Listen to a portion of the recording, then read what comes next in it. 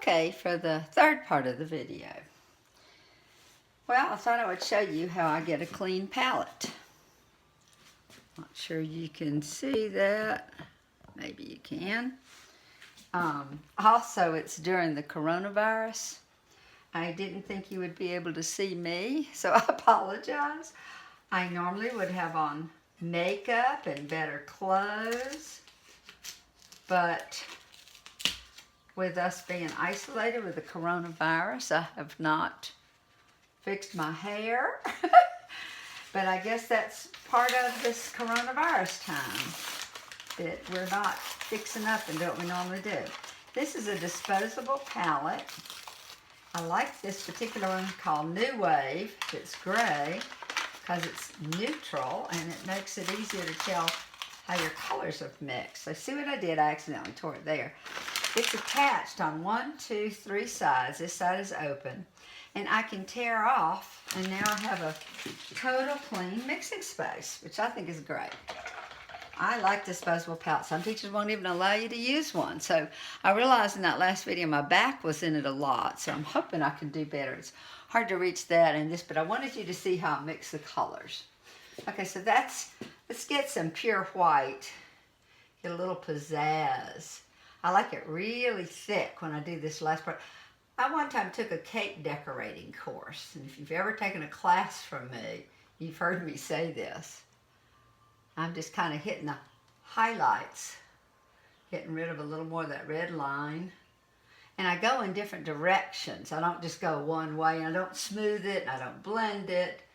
I'm trying to use the flat side of my brush, not the point. I don't point toward it. It's the flat side.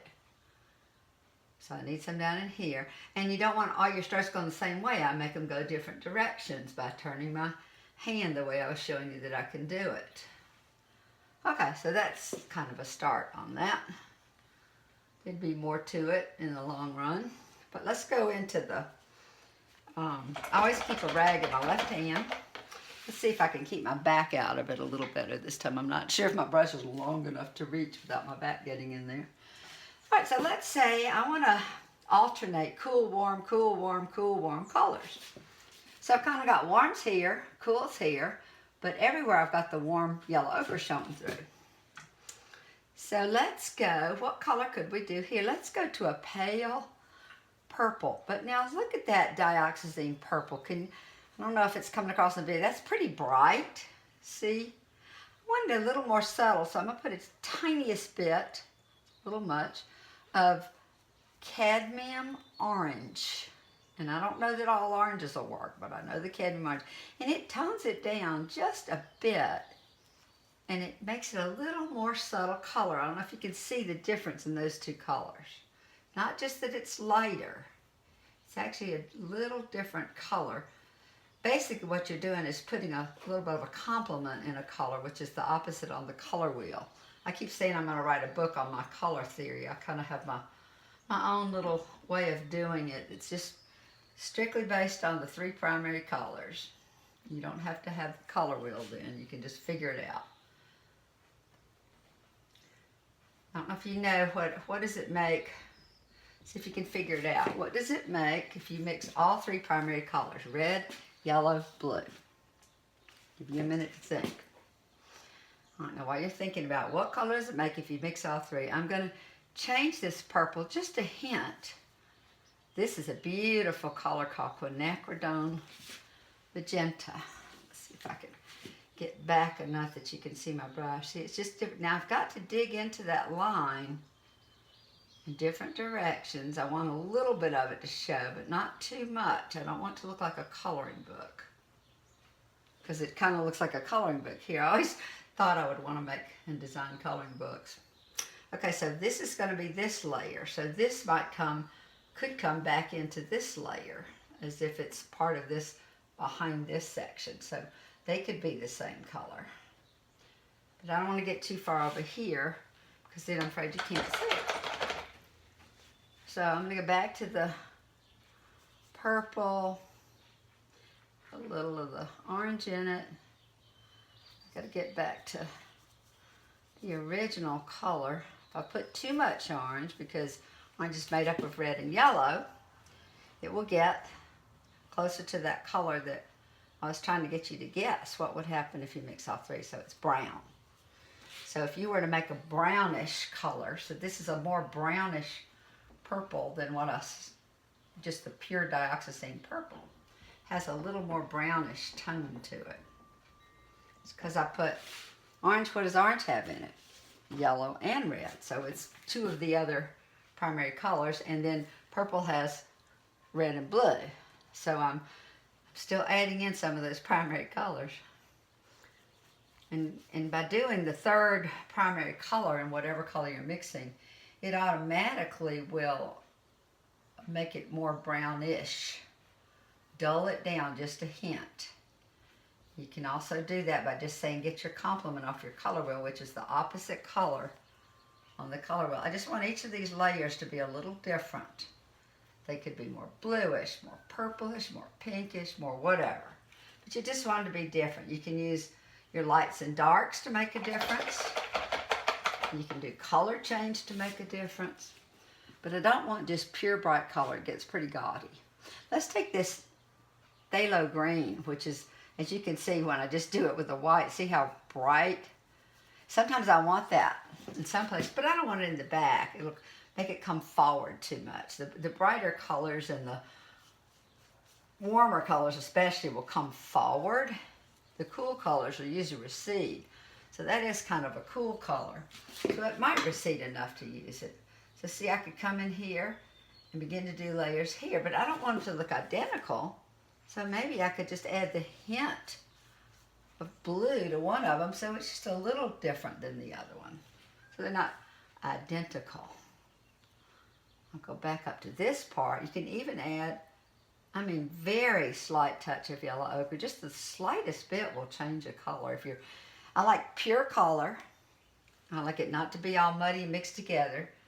So you have to, the sayings that I have are clean brush, clean palette, clean water, clean rag. And that's how you get your pure color. And you notice they don't touch each other on here. They're also not at the edge where they'll fall off. So you have to keep them kind of pure, even though I'm not always cleaning my brush. So I'll just keep changing it just a hint. And if I wipe it on my rag first, before I put it in my water, you don't have to change the water as often. I always have a trash can nearby, paper towels. I scrub way down on the bottom because that's what will help clean it off. And then when I'm doing this, I really get it all the way down. This is called the ferrule. Get it down to the ferrule where you clean it. That's why I bend it on the bottom of the can. I like a nice wide can that isn't going to tip or wiggle. I don't have to hold it with my other hand. All right, now let's get into some other colors. Let's take this, which is cadmium red light. I'm going to go over here to my white for the warmer colors. I can do that. You notice I put it on top of another color because maybe that'll be nice. And I can go in here with this color. And again, I'm breaking into that little red line, but I don't want to obliterate. If I obliterate it, and I have to go back in later and try to add in a little bit of that line, it looks added in. It just doesn't look as...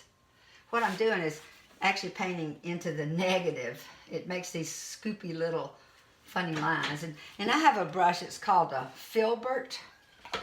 It's not flat or straight on the end. It doesn't have corners. Can you see that? See, there you go. It's kind of rounded. That keeps me getting these sort of rounded shapes rather than a square pointy shape. So you see it's starting to take shape. Let's go down here for a minute just to show you. Let's get this cadmium red, just pure cadmium red, medium. And I've got some little rooftops down here. Let's just put it, well, I may change this rooftop color a little bit later, but for now, just so I can tell where my reds are going to be in this picture. It helps me decide what color to put next to it. Now here, I may go a little, I just put a little, this is alizarin, that's what I draw the picture with. And I'm going to put it on this part. Although that may not be roof, that may be wall, I can't remember. Okay, now that's not going to be bright enough. Now I can go in with this cadmium red light, and I could do another roof like that. Or I can take the light and maybe do something on the other side or just across the top of the roof. And you notice again now I'm holding it this side by side. Sometimes I use the skinny edge, sometimes I use the flat edge. I think I'll make this top part, and sometimes I just do a little edge like that. Let's go back to this red and put a little in this side. Okay. Now the reason I like to get that in is it helps me know what colors I want to put out here. That's a warm. And I like warm and cool to take turns with each other. This is quinacridone green. No, I'm sorry, I said the wrong thing. That's quinacridone magenta. This is chromium green. And I like it because it gets kind of a gray green. When you put it up though, it almost looks bluish depending on what it's next to. Colors will look differently depending on what's next to them. If it's a cool next to it or a warm next to it, it will affect the way the color appears. It could look totally different if it was next to a different color. Now that leaves me room here to put a warm, so I can take turns. See, there's a warm and a cool. Warm, cool. But this is cooler than this. So in here, I'm going to put something on the warm side. Don't really want to go to the yellows because yellows come forward. I like them for my open spaces. Let's see if this is going to do anything. Now that's a different color than this, which I wanted. And again, I'm using my little round filbert brush. And I'm digging. I know it's hard for you to see this brush. My hand's in the way, but as long as I could figure to do the video. Now down here in these fields, I want some bright colors. It's really not Provence. It's really a scene out here in Arizona, but I can make it look like Provence. So I am going to take this purple, dioxazine purple, and I'm going to add a little ultramarine blue to it. And I'm going to put that in this little field. I'm going to add a touch of white to part of it, so it'll look a little different. I'm going to add a little more blue and another part. See, let's put that one over there. Let's go for a light. Let's add a little bit of the permanent light blue in. We'll make it not quite turquoise, but a little more than just what's there, just to give a little different color. See, it's just kind of nice when you vary the colors. One more to go. Let's put a little more purple back in. Let's put a little more white back in that. And one more section, and I'm trying to make them all a little different. Now, if the red line is too smooth, I just go back in and dig in a little. I don't want it to be too smooth. Except I don't want it to look like a coloring book. Now here's another field. Let's do it with the reds. So let's take that. Some of these cadmium red light, cadmium red medium. I don't want to get it too pinky because my mountains are pretty pink. All right, let's put that one there. Oops, got a little blue left on my brush. Let's do a pure one over here, cadmium red light. Let's do a pure cadmium red medium. Might be too bright, I can always change it later. I usually get two, I like these, have the extra crease, you know, like you can make the short. Then I just fold it, and that's perfect thickness. Now, when you're wiping your rag, if you just keep wiping on the dirty spot, you're going to get a dirty brush. And so I do like this. I close it, pull it, fold it, close it, pull it, fold it, close it, pull it. And you see, every time I've got a clean rag I'm using. And then I pitch it. So it's important to have clean rag, clean brush, clean water. Now I got to get really clean to do the yellow or it'll mess it up. Some of these colors I didn't have to completely clean, but this one I will. And I have to get some white from up here that's not full of other colors yet. It's a little bright. I'm going to add a touch of ochre to that. Tone it down just a bit. Let's just say that right in here, I'm going to want an open space that will help set off these trees and help set off my little houses. I want them to show up. So this will be a warm, and it's kind of an open space. Now, as I go, if I decide I need a different color, I can always change it because it dries so fast. I mean, I could change it in 10 minutes probably. So, okay, that would be good for an open space there. Now, over here, I want a little open space, but I'm going to make it more, if I can keep this from sliding, put a little more yellow ochre in that, make it lighter, and I'm about out of white, so I'm going to get some more white out. Whoops, that's awfully close to that other one. Put some more white. Like I said, I don't usually have my palette up in the air, but actually it's kind of nice. I might try painting this way more often. Let's go back to the yellow ochre. Gotta find a clean spot, or I'll have to tear it off and get another clean spot. Let's go a little less yellowy up in here. And again, I'm digging into those lines.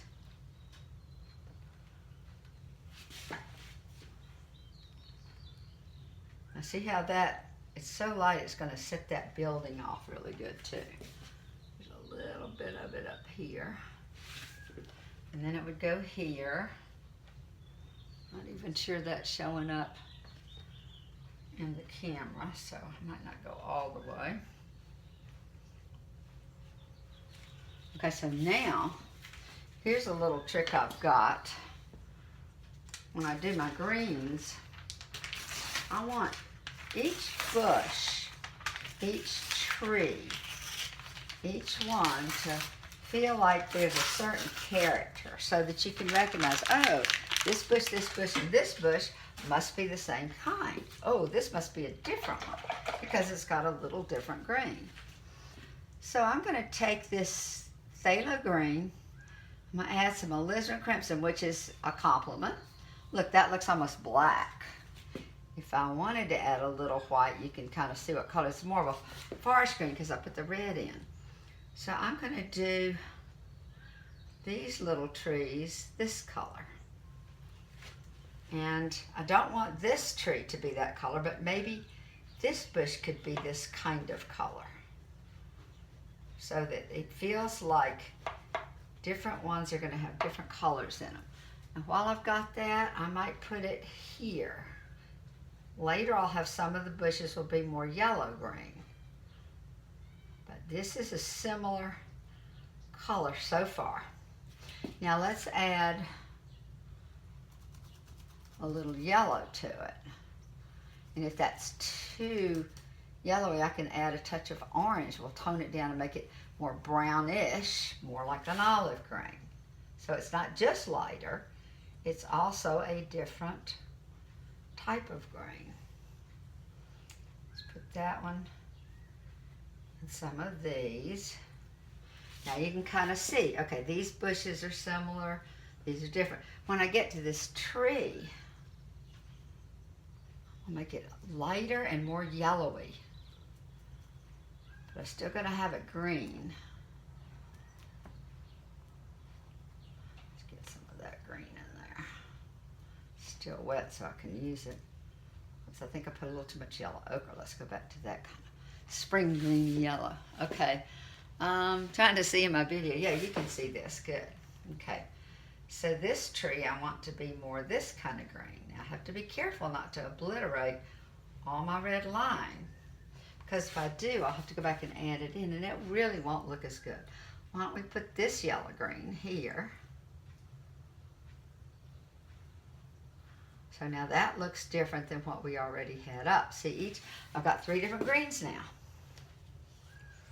Now I think probably should go to a smaller brush, but let's see if I can get by with this brush. I'm gonna hope that my houses are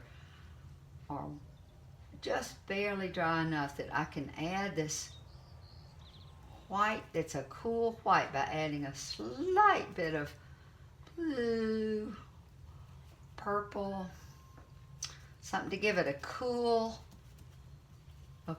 white side. Now, if my sun is, say, coming from this way, my cool side will be over here on the left side of the building.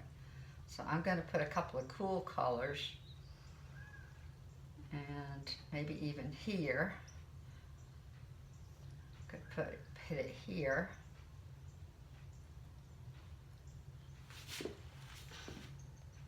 It might work, might not. Now we go to a pure white without the blue, just a hint of yellow in it, which I can come back. I want it to be close to white, but not total. That's a line I didn't want, so I'm just going to cover it up. Another thing I was going to tell you,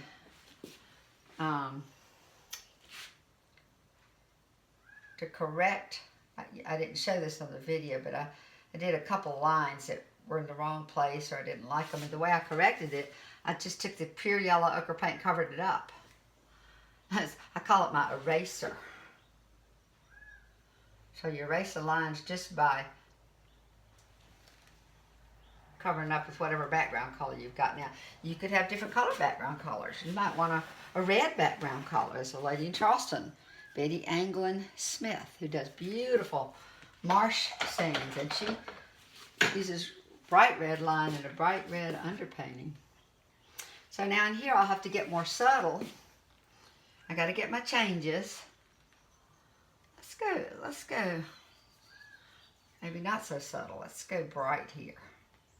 Sometimes bright works, and sometimes I want more subtle. Of course, as you can see, I'm not a subtle painter.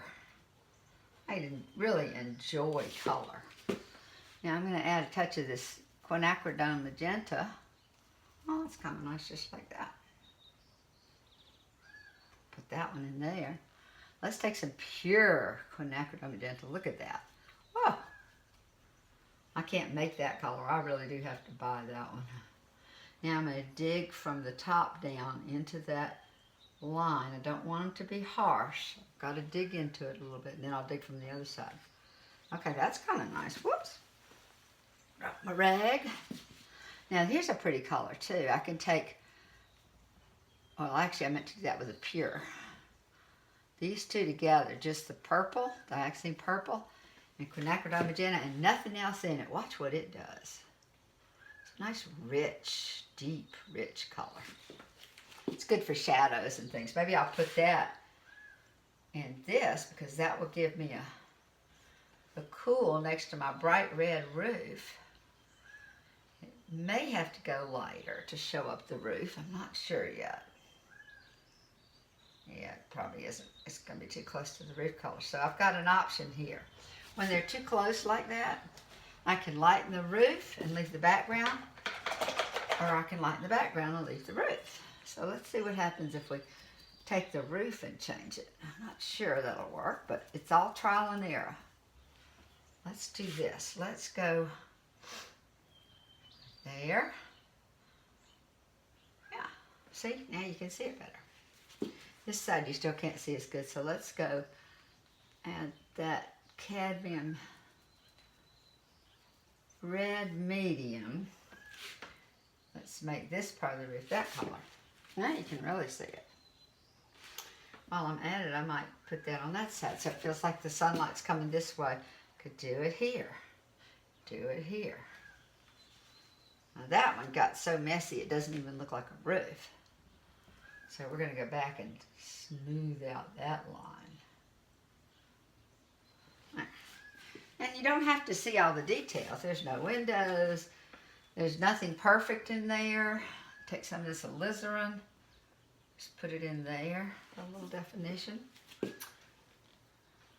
Anyway, that's how they start. And then let's pretend like everything's covered up. When I took a cake decorating class one time, you made the cake, which was boring. Then you made the icing, and you iced it, which was a little less boring, but still kind of boring. Then you got to decorate it. That's the part I like. So here comes the decorating part on my canvas. The yellow ochre and the drawing were baking the cake. Hard work. Got to get your composition right. No matter how good you paint it, If you had a crummy composition, you won't like it. Let's go back, put some of that quinacridone in there. So work on your composition. In my classes, I make everybody get a good composition before they're allowed to start painting. It's not contrasty enough. So let's go, let's just say we did it.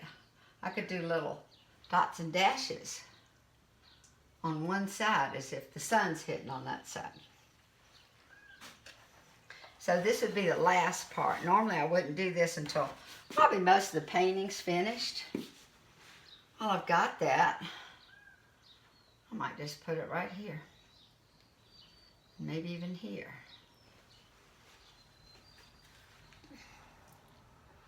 This is still wet. Ah, it is. It's still wet enough. It's been a rainy morning, so usually in the desert, these paints dry so fast, it makes it really hard.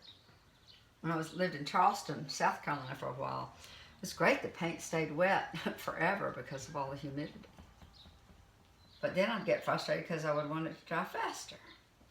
I guess we just can't be pleased all the time. Although, it seems like we should try. Let's go back to the green. Oh, we haven't really used a bright, sort of bright emerald green. Look at that. What would happen? I have to go a little lighter. What if we put that in here? Now see, that's, when I go like that, it leaves that smooth line. So I want to dig in. Dig in, dig in. Okay, that's probably enough for this section of the video. So I'll cut it off. Hope that worked for you.